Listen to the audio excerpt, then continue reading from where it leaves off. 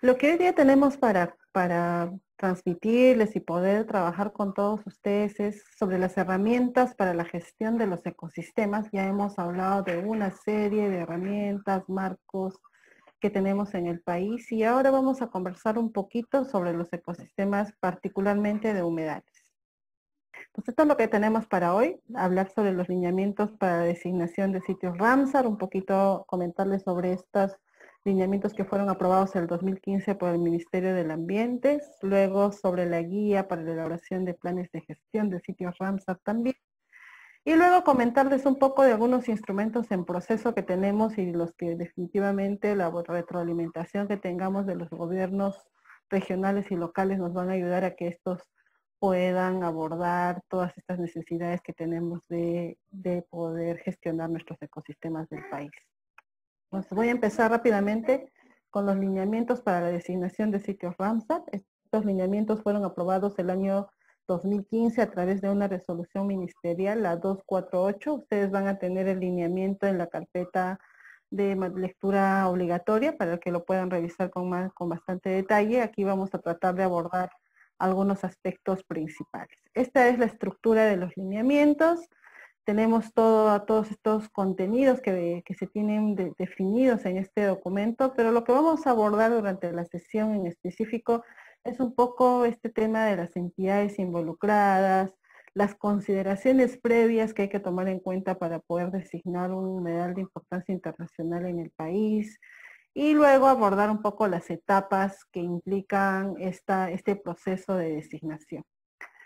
Para los que de repente no han escuchado mucho o poco sobre los sitios Ramsar, estos vienen a ser estos humedales de importancia internacional que el país, en este caso el gobierno peruano, pero soportado por todo el aparato estatal, subnacional, designamos ante un convenio internacional que es la Convención de Ramsar, ¿no? Que también ya se ha conversado en las sesiones anteriores. Entonces, el país tiene la obligación, al formar parte de este convenio internacional, de designar un humedal de importancia internacional. Ahorita tenemos 13 en el país y podemos designar más, ¿no? Entonces, para que este proceso sea ordenado, sea conducente a lograr la gestión efectiva de nuestros nuevos sitios Ramsar, es que el ministerio ha establecido un procedimiento, ¿no? Este procedimiento que incluso a partir, digamos, de este nuevo lineamiento, es que los nuevos sitios Ramsar que se designen no solo van a ser certificados por la Convención de Ramsar, sino van a tener una resolución ministerial de aprobación,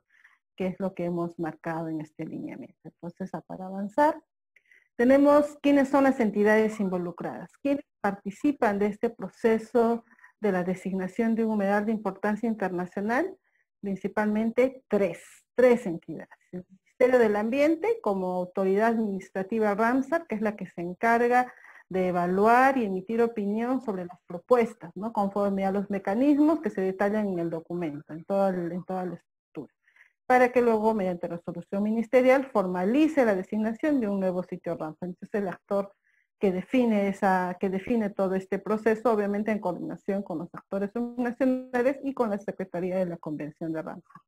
Otro actor relevante son los gobiernos regionales, que van a presentar una solicitud de designación de un sitio Ramsar cuando la propuesta de un sitio humedal que han visto es de alta relevancia el poder conservarlo pueda extender sus dimensiones por más de 2 municipalidades provinciales, por ejemplo, ¿no? Cuando ya hablamos de un sitio, de un humedal que puede estar en el ámbito de una sola municipalidad, ahí vemos que sea un gobierno local el que presente una solicitud, y cuando esta propuesta pueda ser mayor de 2 provincias, por ejemplo, lo puede hacer un gobierno regional. Entonces, los gobiernos regionales son los que presentan estas propuestas cuando el ámbito es mayor a 2 provincias y cuando los ámbitos que se quieren proponer en la lista de humedales de importancia internacional, que sea de una magnitud más pequeño, que está dentro del ámbito territorial de una municipalidad provincial o distrital, es mejor que sea el propio actor local, ¿no? Entonces ahí tenemos estos 3 actores o 3 entidades que están involucradas en el proceso de designación de sitios Ramsar, ¿ya? También algo importante es que una vez que un gobierno regional o un gobierno local promueve la designación de un sitio Ramsar porque lo solicita, hace todo un trámite del Ministerio del Ambiente, también este actor se vuelve en el punto de contacto para la gestión del sitio Ramsar. Es el que luego se va a encargar de coordinar con el ministerio todas las acciones para la implementación de un comité de gestión, un plan de gestión que pues, vamos a hablar un poquito durante la sesión de hoy. ¿Ya? Estos son estas tres entidades. Ahora, la designación de sitios Ramsar tiene una parte de consideraciones previas, ¿no? O sea, para que yo pueda evaluar al interior como gobierno regional o gobierno local la posibilidad de designar un humedal de importancia internacional, es importante observar estas consideraciones previas. La primera, que la propuesta debe contar con la participación y el respaldo de todos los actores locales. Es importante que el ámbito que yo quiero proponer como sitio Ramsar sea una iniciativa conjunta, ¿no? No sea una identificación, por ejemplo, que hace un gobierno regional o un gobierno local sin la coordinación con, por ejemplo, sin gobierno regional con las autoridades del gobierno subnacional que corresponde, si es municipalidad provincial o distrital, incluso las propias comunidades, ¿no? Que las comunidades estén al tanto de este proceso y que también estén motivadas a que se dé una designación en ese ámbito, ¿no? Que haya un interés de todas las partes de poder desarrollar este proceso. Eso es importante, justo en aras de darle sostenibilidad a la conservación del humedal de importancia internacional, una vez que este sea designado.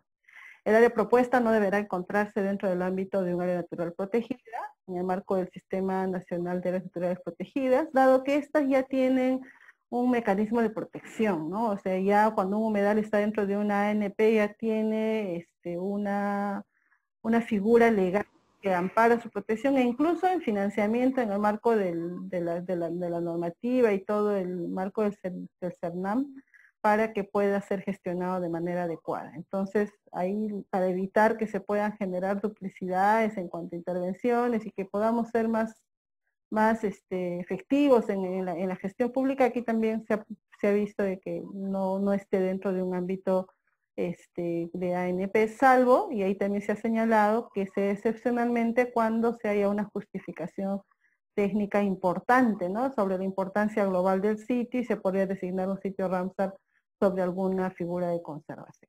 Entonces, estas son parte de las consideraciones previas, ¿no? Que hay que tomar en cuenta. Luego, la delimitación del área, cuando yo quiero designar un humedal de importancia internacional, el ámbito en el que yo digo, este es el ámbito del sitio Ramsar, no debe exceder mucho al entorno del sitio, no debe estar a una escala apropiada, un entorno próximo que señalamos también en la propuesta para mantener las características ecológicas del humedal. O sea, no es tener un humedal, de repente vamos a hacer un ejemplo, tenemos un área de un humedal que tiene 10 hectáreas y el sitio Ramsar tiene 100.000 hectáreas, ¿no? Entonces, tenemos que tratar de ver que el ámbito del sitio Ramsar esté sobre todo resguardando las características ecológicas del humedal, principalmente, ¿no? O sea, más que todo un ámbito territorial, que seguramente hay bastante influencia, puede haber influencias, pero debemos ser lo más acotados posibles al momento de delimitar el sitio.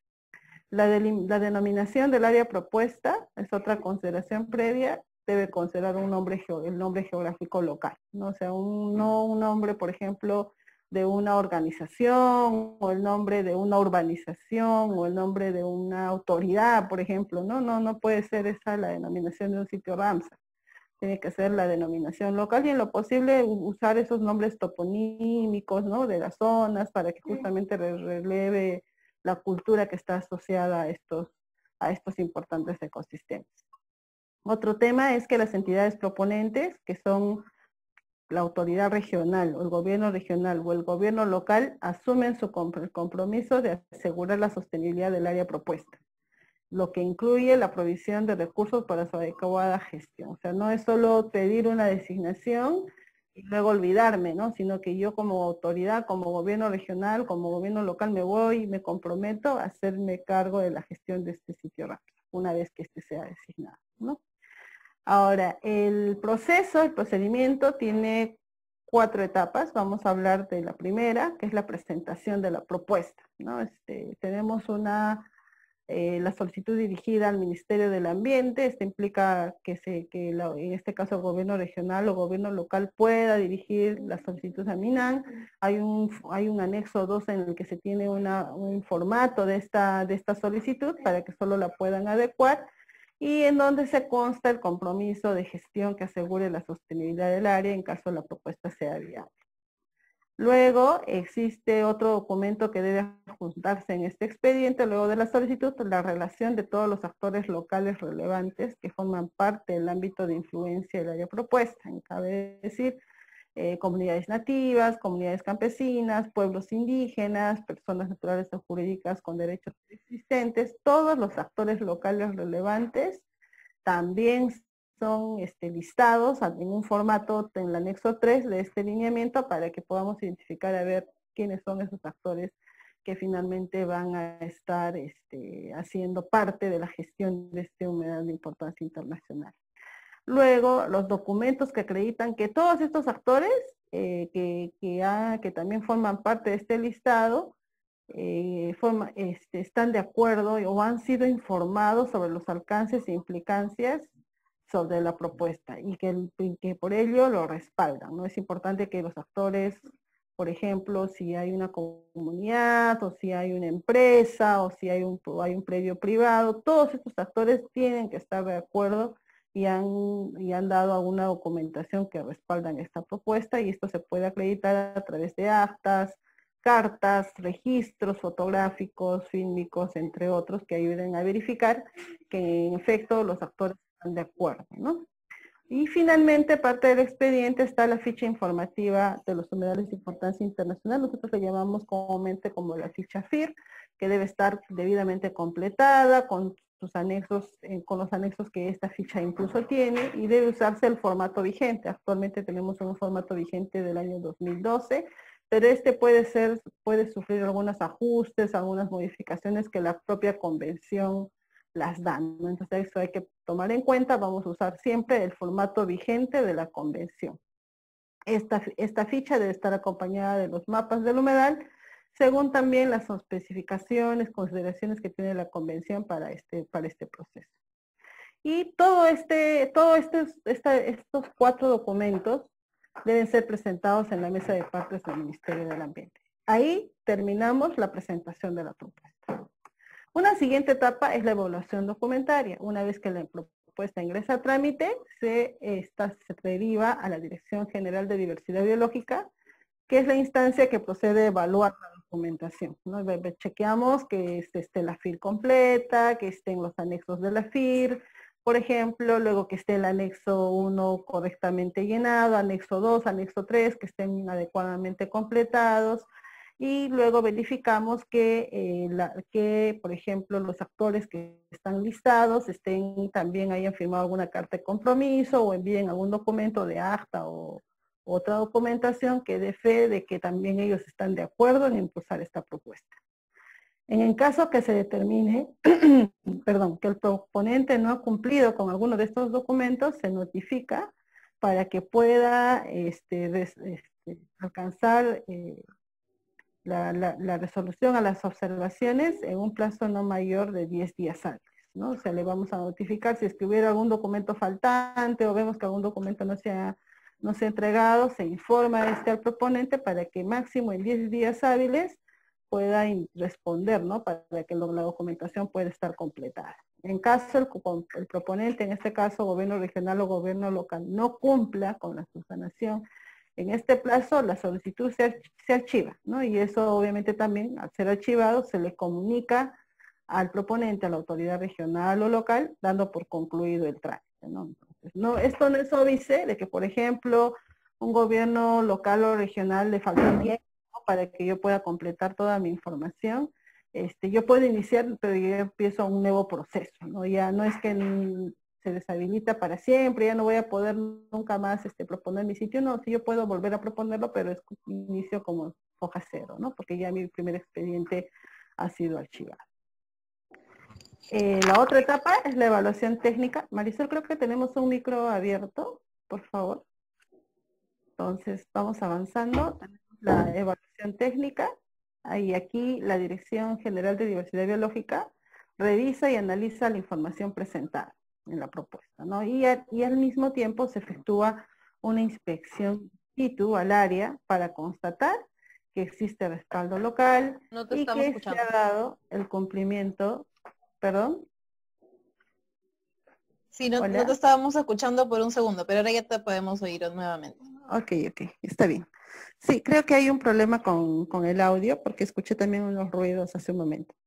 Disculpen. Entonces estaba en la etapa 3 de la evaluación técnica, donde la dirección evalúa el expediente, se evalúa que la propuesta cumpla con todas las consideraciones previas, igualmente que se señala en el lineamiento, se revisa que la FIR esté debidamente completada, la información debe ser concisa, clara, debe incluir sobre todo lo que aquí notamos, nombres locales, de flora, fauna y toponimias, y otros datos relevantes, y se revisan que los mapas adjuntos también estén de acuerdo a los lineamientos que tiene la Convención de Ramsar. Entonces vamos revisando cada uno de estos aspectos y vamos a ir chequeando que se esté cumpliendo o no cada una de las etapas del procedimiento. En la evaluación técnica, algo que quería relevar cuando hablamos de los criterios Ramsar que son evaluados, es importante que para que haya una designación, el humedal debe cumplir con más de un criterio establecido por la Convención de Ramsar. Más de uno, no solo uno, ¿no? Sin perjuicio de ello, se pueden priorizar aquellas propuestas que cumplan con más de 3 criterios. Por ejemplo, si vemos a un sitio Ramsar que tenemos que cumplen más de 3 criterios, podemos ahí impulsar con más fuerza su designación, se le da prioridad. Y la convención tiene dos grupos de criterios. Criterios que tienen que ver con aquellos sitios que puedan ser, que puedan tener incluidos a humedales representativos raros o únicos, aquellos sitios únicos que no encontramos otro tipo en el país. Y en el grupo B de criterios van a ser aquellos sitios de importancia internacional para conservar diversidad biológica, por ejemplo, de especies y comunidades ecológicas, que tiene que ver con los criterios 2, 3 y 4 de la convención, aquellos que son específicos para aves acuáticas, criterios 5 y 6, que tiene que ver, por ejemplo, con población de una importante muestra de población de alguna especie de ave o que estén en riesgo, que tenga un riesgo amplio. Luego tenemos el criterio 7 y 8 que tiene que ver con peces, ¿no? O sea, si tenemos ahí peces relevantes y nativos o que estén en peligro de algún riesgo de extinción, por ejemplo, también son parte de los criterios que yo voy a aplicar para designar un humedal de importancia internacional, o si tengo alguna otra especie de algún otro taxón relevante que yo quiero resguardar porque está siendo amenazado y porque en este humedal es el único lugar, por ejemplo, en el que esta especie se desarrolla, ¿no? Entonces tengo esa lista de criterios que yo debo revisar para ver si mi sitio cumple o no con esas características para ser designado como humedal de importancia internacional. No se olviden, más de un criterio. Luego también tenemos una visita a campo, se coordina con la entidad proponente al desarrollo de una visita al área que ha sido propuesta para, como les comentaba antes, constatar la participación y el respaldo de los actores. Tenemos que ver que en efecto existe este respaldo de los actores a la propuesta, así como para ver la difusión oportuna de información en torno a los alcances de la Convención de Ramsar. Luego, verificar que la información técnica compilada en la FIR cumple con todos los criterios para designación de sitios Ramsar que establece la convención. Vamos a revisar que se cumplan los criterios, que algunos de los 9 criterios que tiene la convención. Vamos a revisar eso. Luego que la información técnica que se ha compilado en la ficha informativa también responda a los requerimientos de la convención. Y esto también incluso es revisado, coordinado con la autoridad regional y local y la propia convención, ¿no? Luego, una vez que tengamos algunas dudas de algunos de los elementos que han sido incluidos en la ficha, por ejemplo, también se emiten consultas a la convención. Finalmente, cuando ya se tiene todo este proceso revisado, y si el informe concluye en la viabilidad de la propuesta, se da lugar a la siguiente etapa, ¿no? Que puede ser que vemos que algún criterio que se ha señalado y luego en la verificación en campo podemos verificar que no se está cumpliendo. Entonces, obviamente el proceso se va a quedar ahí nada más, ¿no? Entonces ya no se le da viabilidad a la propuesta hasta que eso pueda ser subsanado. En caso que la propuesta no sea viable, se da por concluido el trámite, ¿no? Y se notifica a la entidad proponente, ¿no? Esto ya se cierra el proceso ahí Y luego, obviamente, si es que es un tema de falta de información o existiera, ¿no? Porque pueden haber casos, por ejemplo, en algunos humedales que no se hacen censos de manera periódica, ¿no? Por ejemplo, eso es un aspecto importante, relevante, y para hacer un censo no va a alcanzar un tiempo de 10 días hábiles, ¿no? Necesitarán por lo menos 3, 4, 5 meses para poder hacer los censos de manera adecuada y que pueda dar la data que se requiere para sustentar el criterio o sustentar la información técnica que la ficha informativa necesita, ¿no? Entonces, se ven todos esos aspectos para efectos de poder dar el proceso de evaluación, revisión a las propuestas, ¿no? Considerando caso a caso, obviamente, las necesidades que se tengan.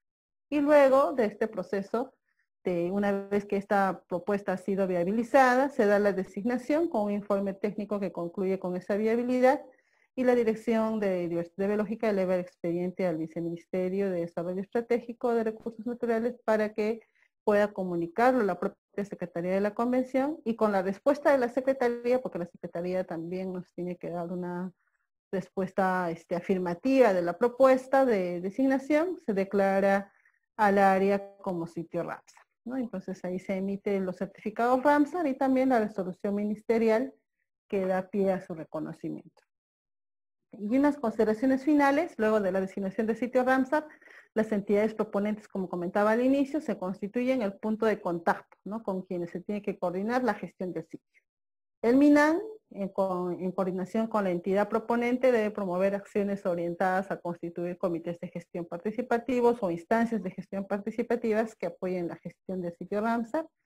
Dichas instancias obviamente van a ser conducidas por la autoridad regional o municipal que ha propuesto la designación del humedal, y que debe estar conformada prioritariamente por los actores locales, o sea, del ámbito de influencia del sitio Ramsar. Eso es, digamos, a grandes rasgos, los alcances de los lineamientos para la designación de humedales de importancia internacional. Luego vamos a conversar un poquito más sobre las propuestas que puedan tener, o sobre si hay alguna iniciativa en alguno de sus gobiernos regionales y locales, y cómo podemos coordinar para poder brindarles la asistencia técnica y poder impulsar la designación de un nuevo humedal de importancia internacional, porque eso es altamente importante, relevante para el país y para la protección de nuestros humedales. Continuando, porque sé que el tiempo no va a ser va a ser un poco escaso para toda la información que quiero transmitirles, tenemos la guía para la elaboración de planes de gestión de sitios Ramsar. Esto es otro instrumento que ha sido aprobado el año 2018 por el Ministerio del Ambiente a través de una resolución ministerial, la 186. Esta también forma parte de la lectura obligatoria que tienen todos para este proceso de capacitación, y voy a pasar a comentarles un poquito la estructura de la guía. Esta es la estructura de la guía. Es un poco más extensa que nuestros lineamientos, porque obviamente ya empieza a dar orientaciones específicas para todo el proceso, y voy a referirme principalmente a estos aspectos que están resaltados, ¿no? El objetivo de la guía, el alcance, quiénes son los actores involucrados en el proceso, cuál es la etapa previa, que esto es una etapa previa importante, relevante para la planificación y la gestión de un sitio Ramsar, o un humedal, y otro humedal de importancia internacional, u otro humedal que yo quiero planificar su gestión, y el proceso mismo de elaboración del plan de gestión, que está bastante detallado en el documento, pero que aquí lo vamos a tratar de pasar un poco los puntos generales relevantes, para que también luego pueda darse lugar a consultas adicionales en caso tengan algún proceso de planificación de algún humedal que han visto que es de importancia y relevancia en la región, no importa si no es un sitio Ramsar, donde sí se hace necesario planificar su gestión. Entonces, empezamos con el objetivo y alcance. El objetivo de la guía es orientar la elaboración de los planes de gestión de los sitios Ramsar, y sobre todo aquellos que están ubicados fuera de las áreas naturales protegidas, con un enfoque participativo, ecosistémico y adaptivo.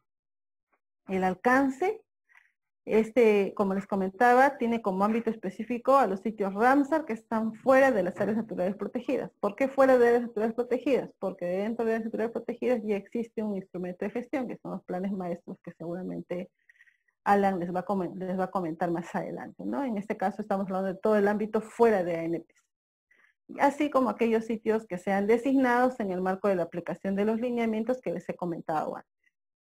Estos lineamientos también pueden ser de eventual aplicación a otros humedales, o sea, no como les comentaba, no solo a los sitios Ramsar, sino a aquellos otros humedales que están ubicados fuera de ANPs, y en el caso de las autoridades locales lo estimen pertinente, ¿no? Estamos viendo que pueden haber humedales de alta relevancia para algunas localidades y en los que se pueden usar esta guía para orientar su planificación. Entonces, la guía, en este caso, cuando son humedales que no son sitios Ramsar, tiene un carácter orientador, no vinculante, pero sí para los que son sitios Ramsar, ahí sí o sí debemos cumplir este lineamiento, ¿no? ¿Quiénes son los actores involucrados? Para el caso del sitio Ramsar, que se encuentra en el ámbito de un distrito o provincia, ¿no? Los principales actores de este proceso son aquellos que están directamente vinculados al ecosistema. Y aquí lo que se ve es que hay un principio de aquel actor que está cerca al ecosistema sea el que esté principalmente representado en la planificación de este sitio. Porque el ministerio podría hacer la planificación de un sitio Ramsar desde Lima, pero no va a responder las necesidades, requerimientos y contexto del territorio y del ámbito local de este humedal. Entonces es importante que estos actores que viven sean los principales autores, ¿no?, del proceso de planificación. Y ellos incluyen, por ejemplo, cuando hablamos de un sitio Ramsar que esté en un distrito o una municipalidad, el gobierno local, las comunidades, las organizaciones de base legal, en caso estas tengan una serie de organizaciones que puedan participar en el proceso, entidades públicas locales y otros actores con acciones directas en el sitio.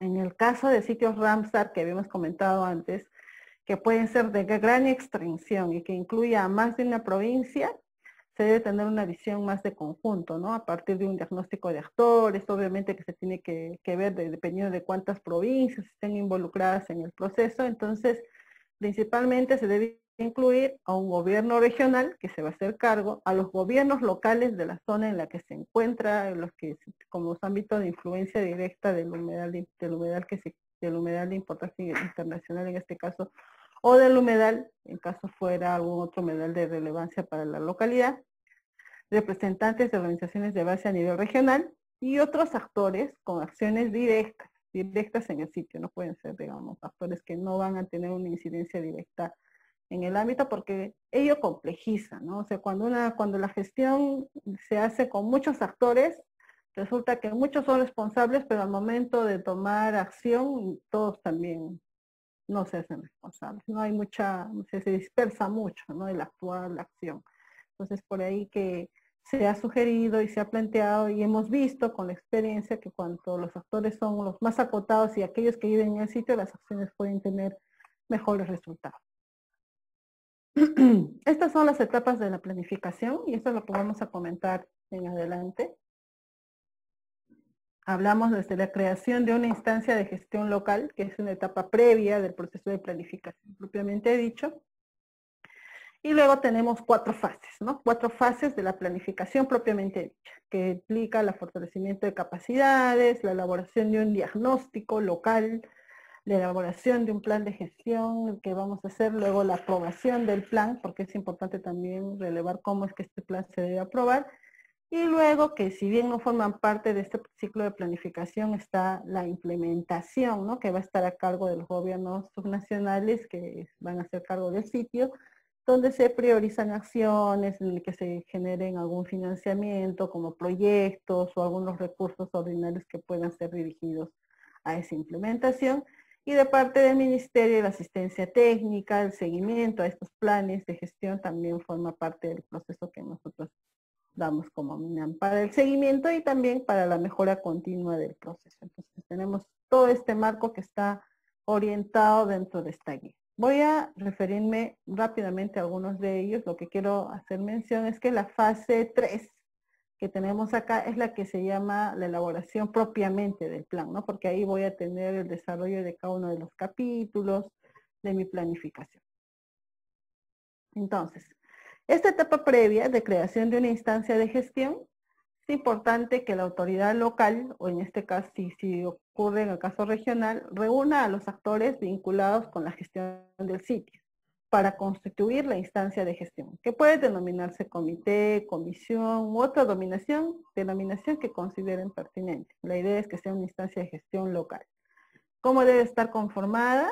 Sobre todo por actores locales que viven en el ámbito del sitio, así como aquellas instituciones que tienen funciones o incidencia directa, ¿no?, en el humedal, pudiendo ser autoridades comunales, pueblos, representantes de pueblos indígenas, organizaciones de base local, entidades públicas locales relacionadas al humedal, ¿no? Puede ser, por ejemplo, Autoridad Nacional del Agua, porque obviamente el actor ahí relevante para los humedales también es el agua, y hay que tomar en cuenta la autoridad que, por ejemplo, va a brindar algún tipo de permiso, va a brindar algún tipo de orientación, restricción en estos sitios, ¿no? Por ahí eso es relevante, involucrar a esos actores que tienen digamos, la influencia directa en la administración de los recursos en el humedal. ¿Quién conduce la instancia de gestión? ¿Quién debe ser conducirla? La autoridad local. Y para ello debe contar con el apoyo operativo de una oficina o área encargada, ¿no?, en asuntos ambientales de su localidad. Entonces esta es la forma en la que se espera se dé un proceso de creación de una instancia de gestión. Y también hemos planteado, para efectos de también facilitar los procesos de definición de cuáles son las funciones, ¿no?, porque luego tengo que aprobar un reglamento de organizaciones y funciones de mi instancia de gestión. Entonces tenemos aquí algunas propuestas de funciones que esta instancia debe cumplir y seguramente deben ser adecuadas al contexto y mejoradas en todo caso si vemos que hay alguna actividad adicional que se puede incluir.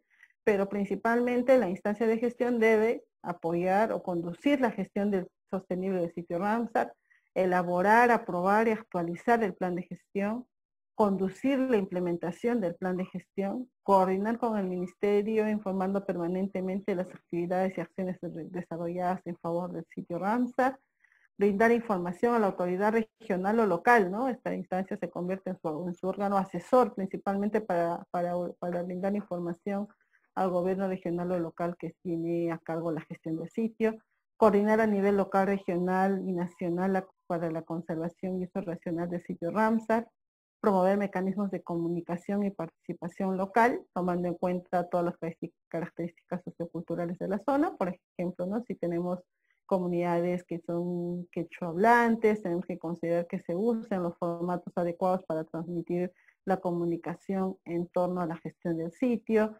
algunas de nuestras lenguas nativas que tenemos en el país, que son más de 60, también no deben ser comunicadas adecuadamente a nuestros actores locales sobre las decisiones o sobre las acciones que se dan en el sitio Ramsar.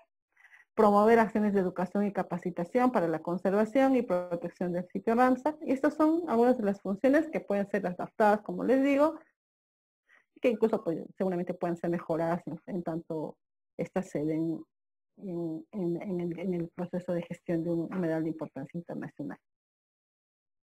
Algo importante es que la creación, conformación y funciones de la instancia de gestión deben ser reconocidas por autoridad local a través de una ordenanza, la ordenanza regional o municipal que corresponda, ¿no? Esto es importante también, o sea, no solo es la creación, tiene que estar respaldada por una norma.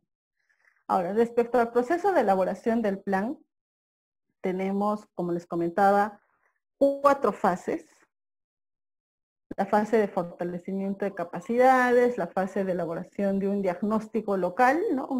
Vamos a hablar un poquito sobre qué implica el fortalecimiento de las capacidades, el diagnóstico local que ayuda a identificar esas amenazas que yo tengo en el ecosistema, la elaboración del plan que tiene que ver con su estructura y diseño, y finalmente la aprobación del plan, ¿no? O sea, vamos a ver cómo el plan finalmente tiene que ser aprobado. La fase 3 es la más pesada, la más fuerte, porque aquí es donde se va a hacer la planificación propiamente del sitio Ramsar. Respecto al fortalecimiento de capacidades, es importante que este proceso de planificación pueda contar con un equipo facilitador local. De la experiencia que tenemos, los propios actores locales, si tenemos ahí líderes identificados a nivel local, regional, que pueden ayudar en este proceso, es mejor, porque ellos tienen la confianza, tienen el acercamiento directo a los usuarios, a los actores del humedal para poder hacer el proceso de planificación más fluido, ¿no? El cual debe ser incluso, no solo debemos identificar estos liderazgos, sino también ayudarlos a que puedan estar capacitados en el uso de herramientas participativas y temas asociados a gestión local, planificación y la aplicación del enfoque ecosistémico, ¿no? Lo fortalecemos a nuestros facilitadores. Luego, bueno, como les comentaba, tienen que ser estos líderes que nos ayuden a facilitar el diálogo con nuestros actores locales relevantes.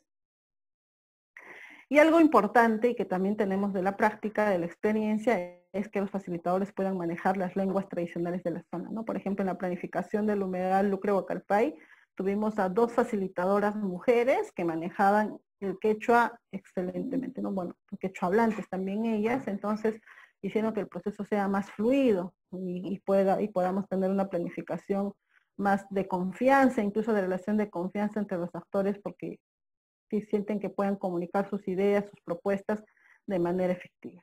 El fortalecimiento de capacidades se da durante todo el proceso de planificación, ¿no? Porque vamos aprendiendo nuevas cosas y eso se van retroalimentando durante todo el proceso de planificación e incluso en la implementación, porque hemos visto ahora que, por ejemplo, el caso de Lucre Huacalpay es que ellos han aprobado un nuevo plan de gestión y las facilitadoras locales han ayudado a que este nuevo proceso, de la experiencia que han tenido en la primera planificación, ya saben qué cosas pueden ir o qué cosas han fallado, qué cosas se pueden mejorar en la definición de acciones, por ejemplo, y ahí se ha cumplido un ciclo importante, valioso de aprendizaje con nuestros facilitadores locales. Luego tenemos la elaboración del diagnóstico local del sitio Ramsar con el objeto principalmente de poder identificar las amenazas, ¿no? Entonces, para esto lo que se hace es revisar la información existente que se tiene en el humedal, sobre todo la ficha informativa Ramsar, porque aquí se ha recopilado una importante información técnica científica del sitio, y se puede recopilar información relevante, sobre todo social y cultural, ¿no? Que bien no entra en su gran dimensión dentro de la ficha informativa, pero sí es importante poder recopilar eso de la primera fuente, de los actores locales. Entonces, se desarrolla con base a esta información un análisis participativo, ¿no? De todo el estado del sitio Ramsar, las características físicas, las ecológicas, sociales, culturales, para que podamos conocer y valorar cuál es la importancia de los recursos que tiene el humedal para las poblaciones. Relevar que esos recursos son importantes y que la población pueda sensibilizarse en ello, ¿no? Y pueda también tomar decisiones sobre qué espero con que estos recursos, cómo espero mejorar su gestión.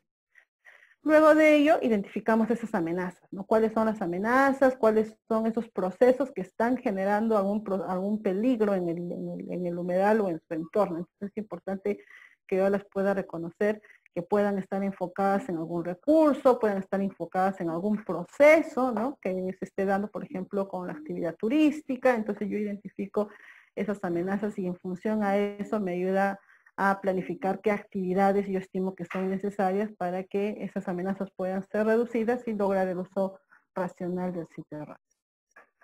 La fase 3, aquí no me voy a enfocar mucho, esto es una parte bien extensa, les pido por favor que puedan revisar la guía, porque aquí tiene muchas etapas, sobre todo esta parte de las etapas de la planificación propiamente dicha, que tenemos este set de procesos que hay que implementar. Y en la guía también incluso se menciona que se espera, ¿no? Por cada parte. Les voy a mostrar algunos ejemplos a continuación, pero sí quería explicarles que esta parte es la más extensa y les pido que le puedan dar con mayor énfasis en la lectura que tienen dentro de la carpeta de lecturas obligatorias. Entonces, en esta fase lo que se busca es poder tener una estructura común, ¿no? Para el plan de gestión y que se aborde, por ejemplo, temas de a quién va dirigido. Se tiene que plantear un título que sea normalizado, adaptado al público que va dirigido el plan. No necesariamente puede tener un nombre formal que es plan de gestión participativa, pero los actores locales le pueden dar el nombre que mejor les acomode, que mejor les represente lo que significa este instrumento, ¿no? Entonces esto también es importante. Y luego ver a quién va dirigido, por qué es necesario tener un plan. Es importante que eso también esté marcado dentro de este documento. ¿Qué normas nacionales se deben tomar en cuenta? Las normas nacionales, normas locales. Luego un poco se habla sobre la participación, ¿no? Qué tipo de participación se ha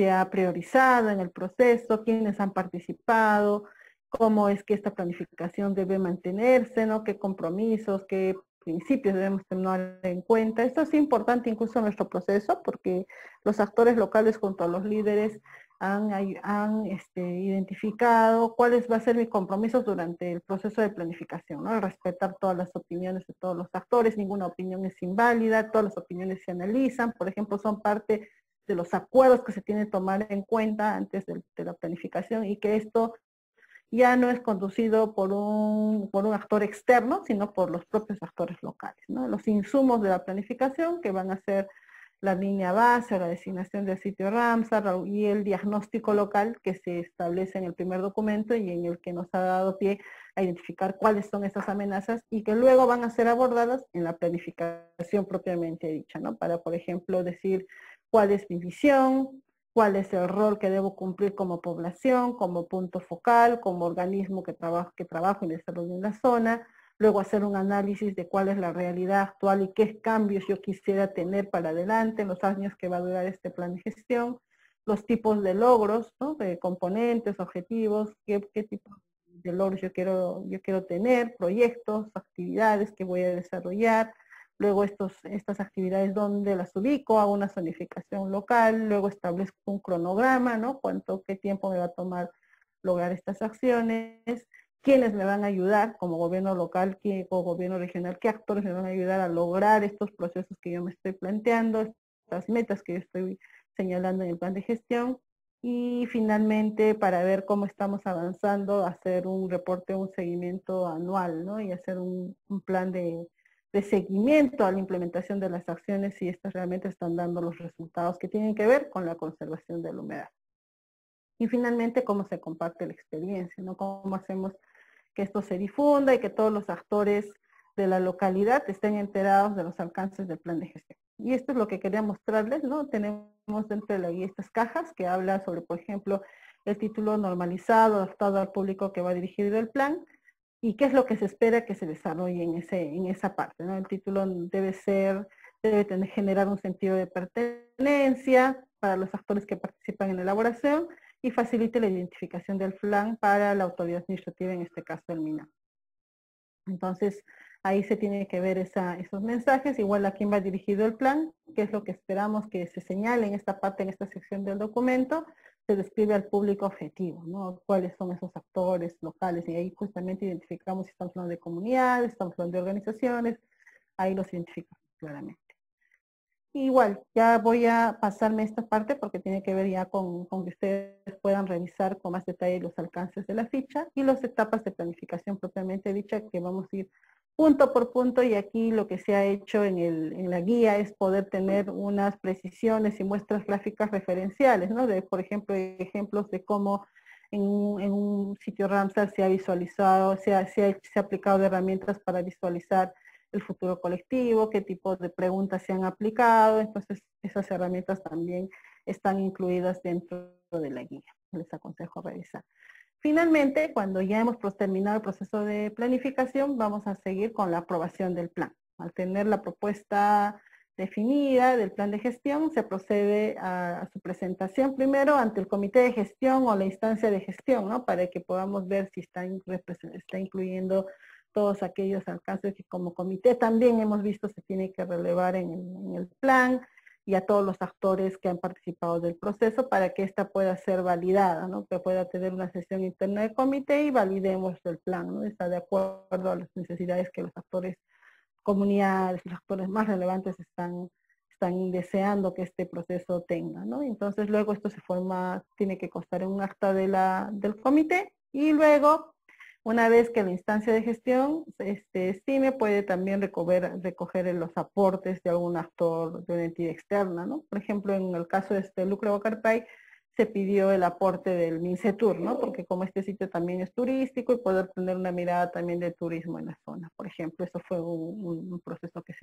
que se dio, ¿no? Y que se puede dar seguramente en cualquier contexto, de repente de relevar la participación de algún actor público relevante, de algún actor público que me va a ayudar a mejorar el alcance de mi propuesta. Luego, una vez validada la propuesta, esta va a ser finalmente alcanzada a la autoridad local para que se pueda ser aprobada mediante una norma correspondiente, como decimos que puede ser una ordenanza, para que finalmente se pueda proceder con la implementación. Luego este plan se constituye un instrumento de gestión, ¿no? Que incluso puede ayudar a ser inserto dentro de los planes de desarrollo concertado de la municipalidad, del gobierno regional, ¿no? Que se incluya dentro de estos instrumentos y que también pueda dar pie a que se prioricen acciones o inversiones para la gestión del humedal de importancia internacional. Aquí, como comentaba, implica el desarrollo de actividades, proyectos, y se recomienda priorizar, ¿no? Porque el plan, pues, igual, algo que se ha visto en el proceso de la planificación, a la aplicación de estas herramientas, este instrumento, es que el plan se convierte en un documento bien expedito, ¿no? Un documento que plantea acciones concretas que yo voy a desarrollar en un tiempo estimado determinado. No es muy ambicioso, tiene que ser coherente a la realidad y coherente con los recursos y con todo lo que el gobierno regional y local puede estar administrando, ¿no? Entonces, eso también es algo muy relevante. Las fuentes de financiamiento del plan pueden ser públicas, pueden ser privadas, puede ser presupuesto participativo, pero sí respetando los alcances de estas propuestas que el plan de gestión señala, ¿no? Entonces ahí es importante también proyectos de inversión que puedan apoyar a la implementación. La implementación en sí es conducida por la autoridad local o la autoridad regional, ¿no? Que se encarga de la gestión del sitio. Y el seguimiento a la implementación de este plan también es efectuado por el MINAN como autoridad administrativa Ramsar, ¿no? Que tenemos que velar porque se cumpla los aportes de este instrumento, que se cumpla las metas que se han planteado y luego incluso evaluar qué cosas se han cumplido, qué cosas no, para poder fortalecer, reforzar en las etapas que corresponden. Bueno, eso es cuanto a los instrumentos que tenemos aprobados. Ahora voy a entrar rápidamente a unos instrumentos en proceso, pero antes quisiera pedirle a Marisol que podamos ver el microtaller para ver a ver qué tanto hemos estado atentos a esta primera etapa de presentación. Claro que sí, estimada, lo voy a poner en pantalla. Ok. Muy bien, estimados, aquí tenemos un link que se los voy a pasar también por el chat de Zoom y el chat de WhatsApp para que puedan entrar y responder las 3 preguntas de opción múltiple que están ahí. Y luego en vivo vamos a ver si han acertado la mayoría en las respuestas correctas. A ver, respondemos las preguntas. Y ahí vamos a ver quiénes están más activos. Ahora tenemos 48. Veamos cuántas respuestas tenemos en el link. Marisol, ¿podemos ir viendo cómo se dan las respuestas? Bien, las respuestas para ver cómo están. Claro que sí. Bueno, aquí vamos a repasar rápidamente las preguntas. La primera pregunta es: ¿cuántas etapas tiene el proceso de designación de sitios Ramsar en el Perú? La tercera es: ¿cuántas fases tiene la elaboración de planes de gestión de sitios Ramsar y otros humedales? Y la tercera es: ¿qué se hace primero, la designación de un sitio Ramsar o la planificación de su gestión? Así que ahorita en vivo vamos a ir viendo sus respuestas. Al parecer todavía nadie ha respondido, así que esperamos que empiecen a responder. A ver, ya respondió una persona. Así que vamos a esperar un par de minutitos para que puedan responder las preguntas que pueden ver a través del link que les enviamos. Sí, por favor, los animamos a que ya puedan enviarnos sus respuestas. Creo que solo tenemos hasta el momento uno. Y ahí vamos monitoreando si estamos atentos en el curso. Espero como mínimo 20 respuestas, ¿no? Ya tenemos 2. Creo que vamos a 5. A ver, que les queda un minuto para participar. Y ya cerramos porque tenemos que continuar con la clase. Ya vamos viendo, a ver quiénes han, qué porcentaje de atención hemos tenido, vamos a ver también.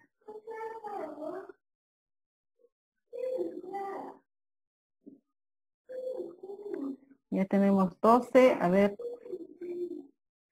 medio minuto más y para ya empezar los comentarios.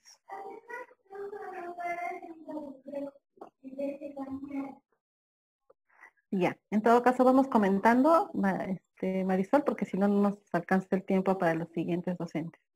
Entonces tenemos que en el primer caso, ¿cuántas etapas tiene el proceso de designación de sitios Ramsar? La respuesta correcta es 4. Entonces el 52% de la clase ha estado atenta. Ya sabemos que un 48% aproximadamente no nos ha estado prestando mucha atención. O entraron un poco tarde, probablemente. Luego, la siguiente pregunta. ¿Cuántas fases tiene la elaboración de planes de gestión de sitios Ramsar y otros humedales?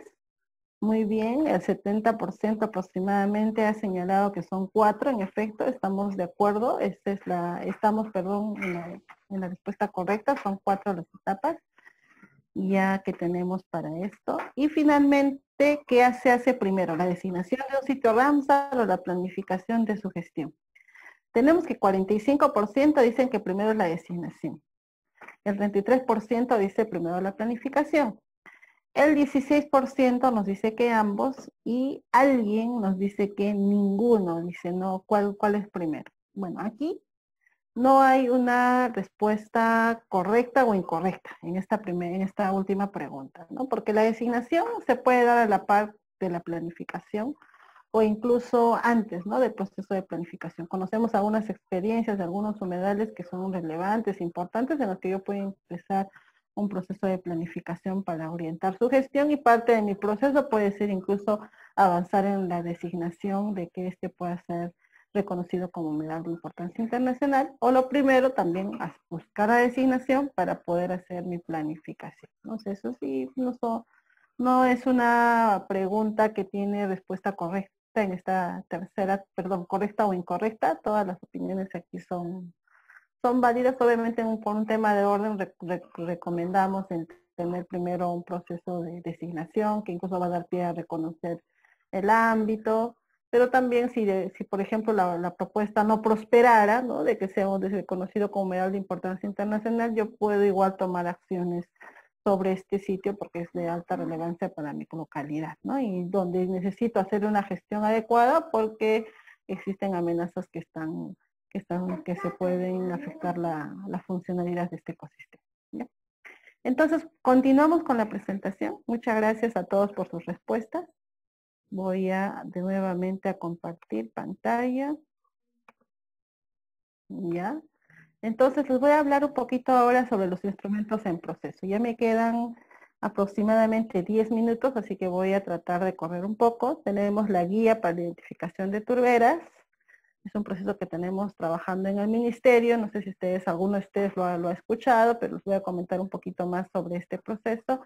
Luego la guía para la recuperación de bofedales, es un instrumento que estamos trabajando actualmente, es una propuesta que estamos elaborando actualmente y en el que obviamente la participación y el involucramiento de ustedes como actores regionales, locales, va a ser de suma importancia.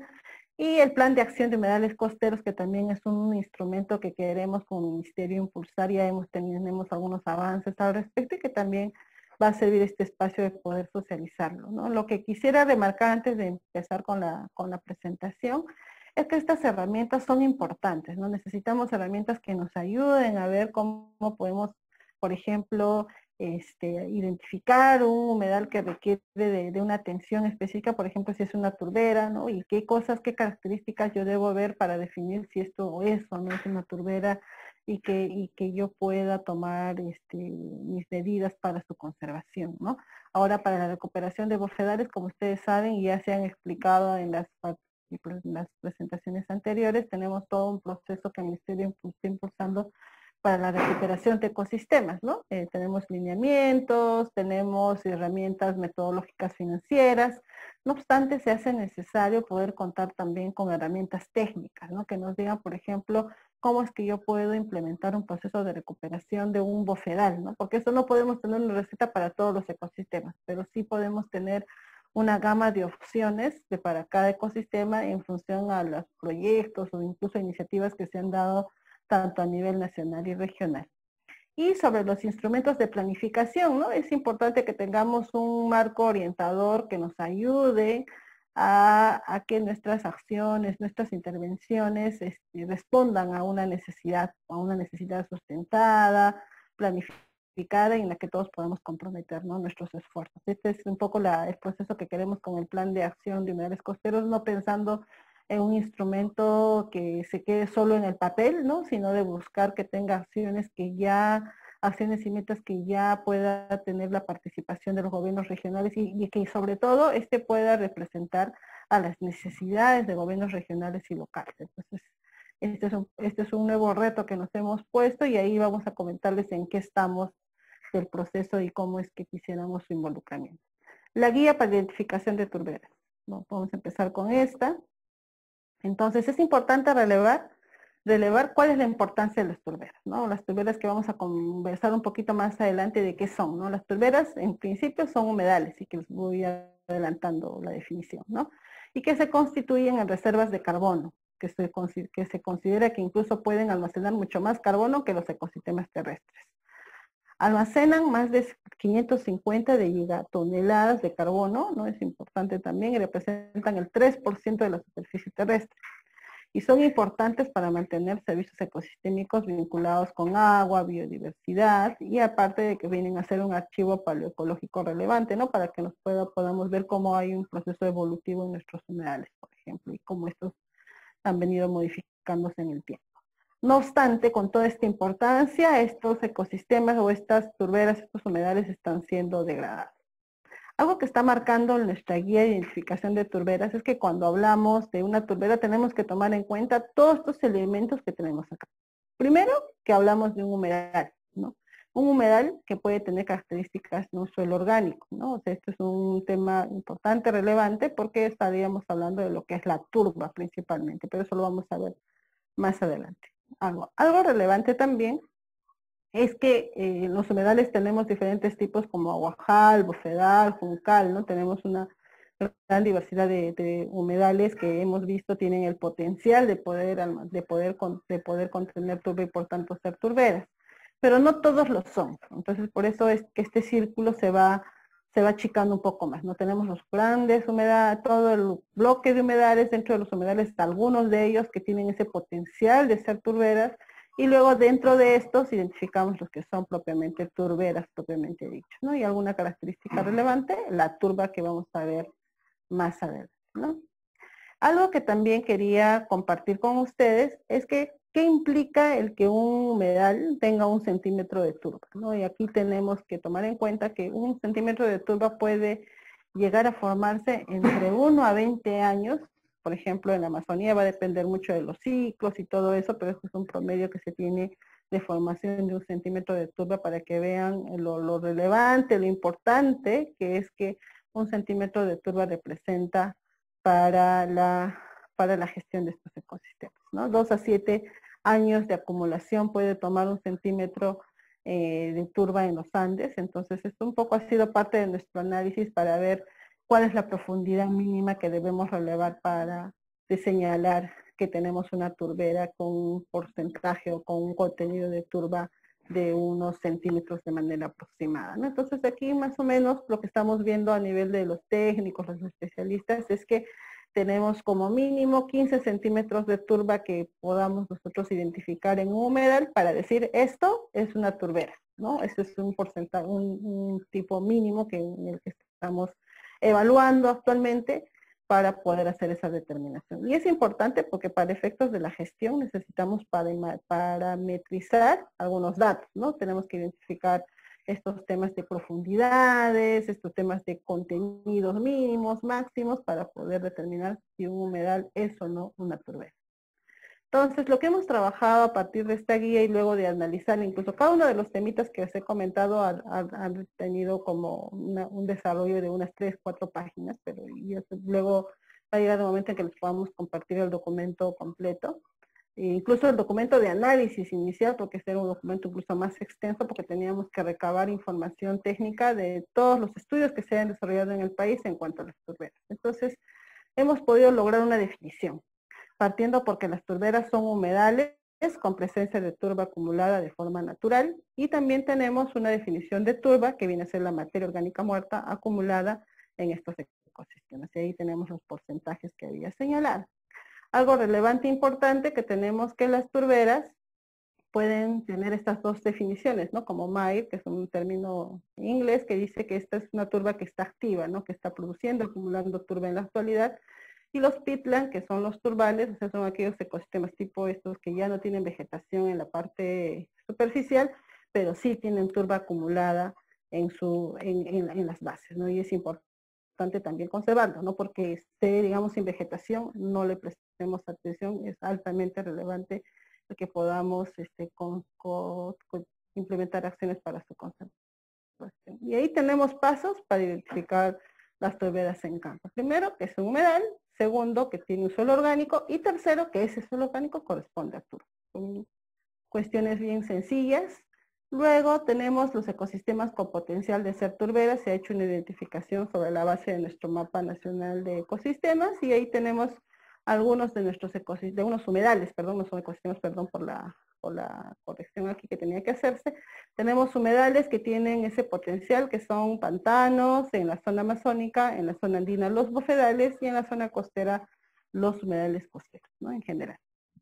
El otro documento, que aquí voy a correr un poquito, es el tema de la guía de recuperación de bofedales. Ustedes saben la importancia que tienen estos ecosistemas. Lo que queremos es generar una propuesta de guía para recuperación de humedales altoandinos que oriente principalmente a estos proyectos que van a hacer recuperación de humedales. Entonces, pues, su función de este proceso es que vamos a recopilar toda esa información técnica, científica y de iniciativas que se pueden haber dado alrededor de la recuperación de bofedales y podamos sistematizarlas todas y pueda ayudarnos a orientar a todos estos proyectos de inversión en recuperación. Nuestros avances es que tenemos algunos componentes clave identificados para decir que un bofedal está deteriorado: vegetación, agua, usos, actores, son algunos de los... Esto todavía es un proceso bien en inicio, pero que igual quería compartirles un poquito.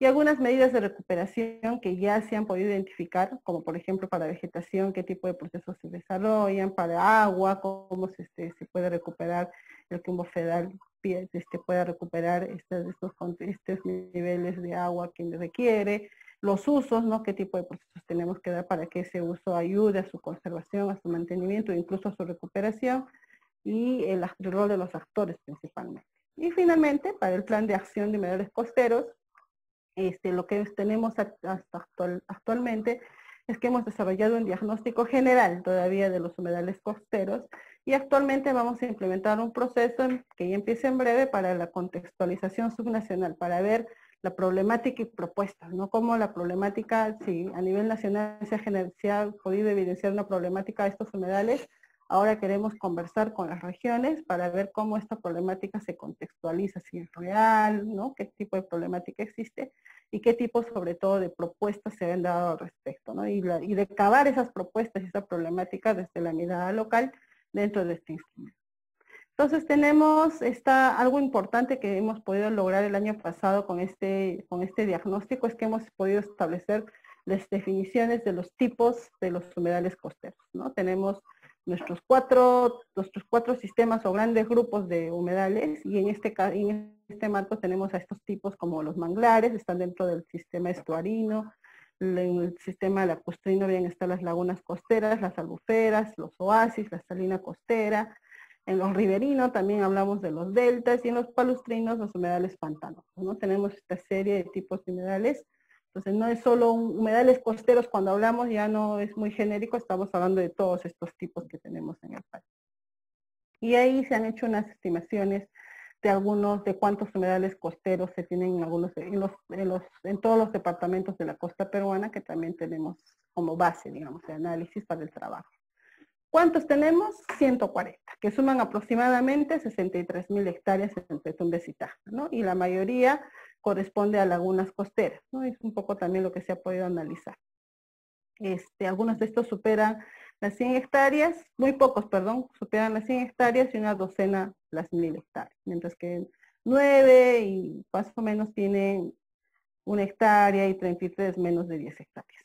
El proceso nos ha permitido también de hacer un árbol general. No quiero aquí revisar el árbol de problemas con ustedes, sino se ha identificado toda esta serie de problemáticas que ahora necesitamos revisar con los gobiernos regionales para ver si esta problemática está respondiendo a esas necesidades en cada contexto, ¿no? En cada contexto regional que seguramente va a ser bien diferenciado.